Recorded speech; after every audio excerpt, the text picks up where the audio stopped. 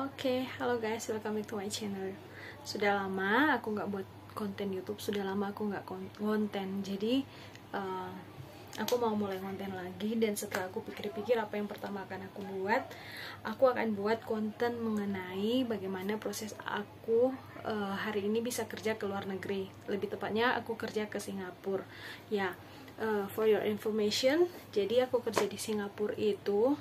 Aku sudah punya bahannya sih, jangan sampai aku lupa. Jadi aku udah tulis bahannya di sini. Jadi awalnya itu sebenarnya aku nggak mau kerja ke Singapura karena ya faktor pertama, kalau mau kerja ke luar negeri itu kita harus ngeluarin biaya yang tidak sedikit, cukup banyak. Dan hari itu waktu aku memutuskan untuk mau kerja ke Singapura, aku searching di internet, ada banyak cara untuk kerja ke luar negeri. Dan sebenarnya aku itu mau kerjanya ke Taiwan.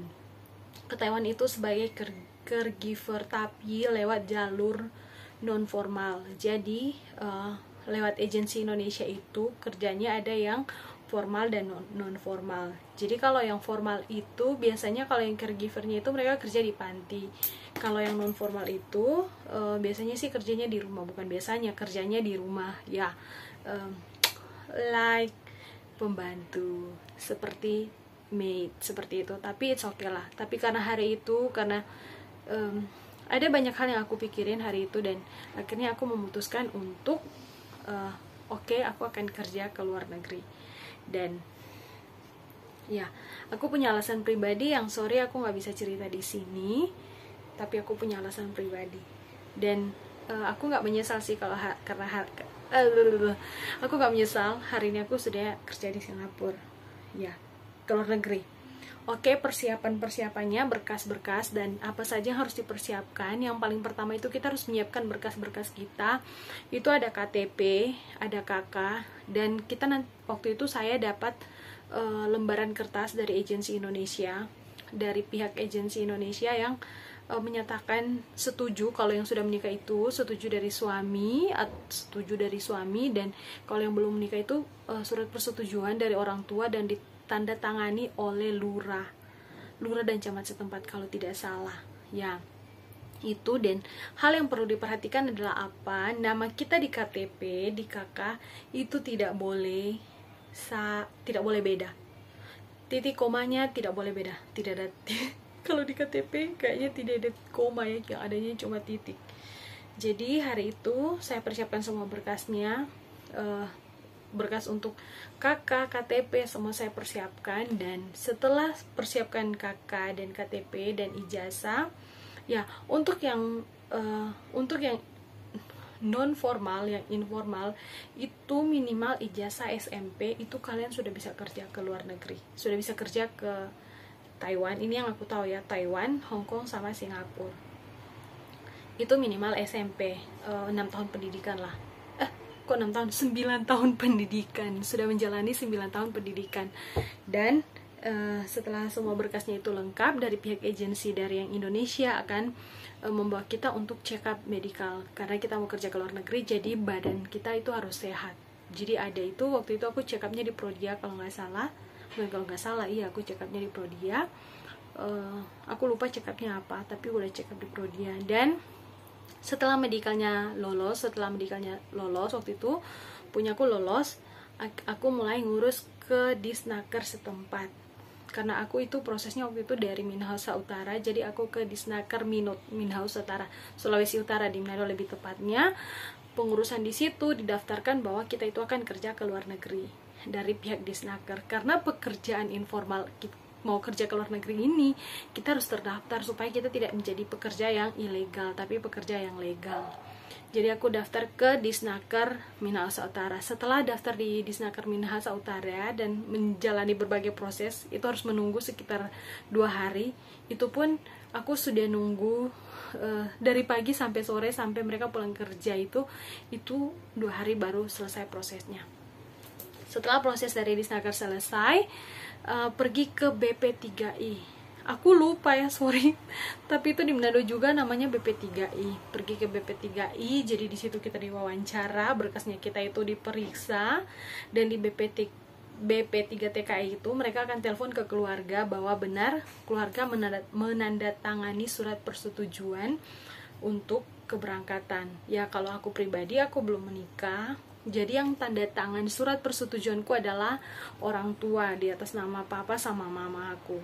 Dan waktu aku diinterview di BP3TKI, mereka telepon ke kampung aku, telepon ke orang tua mengkonfirmasi bahwa orang tua menyatakan setuju. Dan setelah proses di BP3TKI selesai, BP3TKI selesai, akhirnya menunggu beberapa waktu, ada proses yang harus diselesaikan pihak agensi yang ada di Manado yang dari Indonesia. Dan setelah menunggu sekitar 2 minggu, setelah dari BP3I aku buat paspor. Waktu itu aku bayarnya 350.000 buat paspor. Ya. Setelah buat paspor selesai, aku nunggu seminggu dan akhirnya berangkat ke Malang. Berangkat ke Surabaya. Dari Surabaya terus ke Malang ya. Karena kita mau ke luar negeri, kita harus belajar bagaimana caranya orang luar negeri itu bekerja. Yang lebih tepatnya sih belajar bahasa, karena waktu posisi aku baru mau berangkat itu aku belum tahu bahasa Inggris sama sekali. Tapi tujuan awalku itu sebenarnya pergi ke Taiwan, jadi aku harus belajar bahasa Mandarin, dan aku sama sekali tidak tahu bahasa Mandarin, jadi harus ke BLK, Badai Pelatihan Kerja. Jadi pergi ke BLK. Setelah proses di BLK, jadi dari Surabaya kita dijemput sama pihak agensi Indonesianya, pihak BLK dari Surabaya, terus kita ke Malang karena BLK-nya ada di Malang. Setelah sampai di Malang kita diterima, jadi saya tidak punya foto-fotonya, punya sih tapi punya tapi tidak banyak kayak begitu. Dan setelah sampai di BLK itu kita di training, jadi di situ kita ada kelas, jadi kita memang belajar, benar-benar belajar bangun pagi. Itu seperti asrama sih. Jadi di situ di BLK-nya kita itu ada berapa kamar ya? 1, 2, 3, 4, 5, ada kamar A, B, C, dan E. Ya. Sampai di BLK, ya seperti biasa lah, kalau di BLK itu punya aturan. Jadi di sana itu kita dilatih bagaimana kita itu mau kerja ke Taiwan, Hong Kong, dan Singapura. Bahkan di sana juga ada yang untuk tujuan Brunei. Waktu saya di BLK itu ada yang tujuan Brunei, dan yang ada juga anak-anak formal yang ke Taiwan yang untuk pabrik dan perawat. Ya, ada juga yang latihan di BLK, tapi mereka bukan latihan sih, belajarnya di BLK, tapi mereka tinggalnya di luar BLK. Itu anak-anak yang tujuan ke Jepang, yang perawat. Aku nggak tahu sih yang tujuan Jepang itu perawat atau di pabrik, tapi sepertinya sih pabrik karena karena kebanyakan laki-laki. Terus bagaimana proses di BLK? Di BLK itu kami bangun pagi, kami ada piket, jadi piket halaman, piket kamar mandi, piket dapur, piket ruang kelas. Jadi punya piket-piket di bagian kantor, punya piket. Jadi bangun pagi itu kami ya biasalah ke kamar mandi, cuci muka, dan lain sebagainya. Setelah itu kami selesaikan piket. Setelah selesai piket kami sarapan. Setelah sarapan kami masuk di kelas itu, kalau tidak salah ingat, jam 7 pagi sudah masuk di kelas untuk mulai kegiatan belajar. Salah kayaknya, bukan jam 7, jam 8 atau jam 9, saya sudah lupa. Masuk di kelas itu untuk belajar. Jadi kami itu belajar kelas. Jadi ada kelas Singapura, ada kelas Hong Kong, ada kelas Taiwan. Di situ belajar dari awal. Dan saya dari yang waktu itu saya masuk di kelas Taiwan, saya benar-benar buta bahasa Mandarin. Hari itu saya belajar IPA, Secius, sakit kepala saya. Harus belajar cepat karena waktu kedatangan saya itu 4 hari berikutnya itu diinfo kalau ada agensi dari Taiwan mau datang dan mau interview. Jadi saya harus bisa belajar, saya harus bisa memperkenalkan diri, harus bisa belajar memperkenalkan diri itu dalam waktu 4 hari pakai bahasa Mandarin. Sedangkan saya itu tidak pernah ngomong bahasa Mandarin sama sekali. Dan akhirnya saya berjuang, saya disupport oleh salah satu kakak. Ya, tapi kakak itu sekarang sudah meninggal, namanya Kak Norma. Dia banyak membantu waktu saya ada di kelas Taiwan, dan dia bantu saya cara untuk bagaimana menghafalkan introduce yang pakai bahasa Mandarin itu. Dan akhirnya sudah saya interview sama yang agensi Taiwan, dan ternyata saya diterima. Tapi punya masalah teman-teman, Jadi kalau mau pergi ke Taiwan itu namanya itu tidak boleh salah, tidak boleh disingkat, tidak boleh ada titik.